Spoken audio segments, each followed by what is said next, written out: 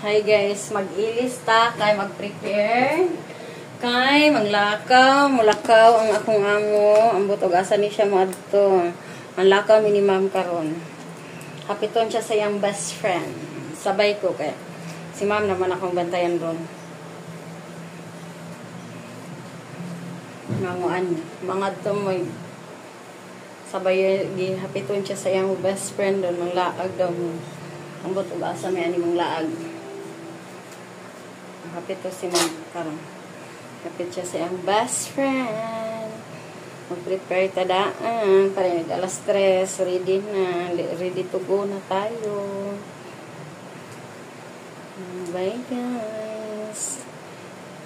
Outfit check na lang taan mo.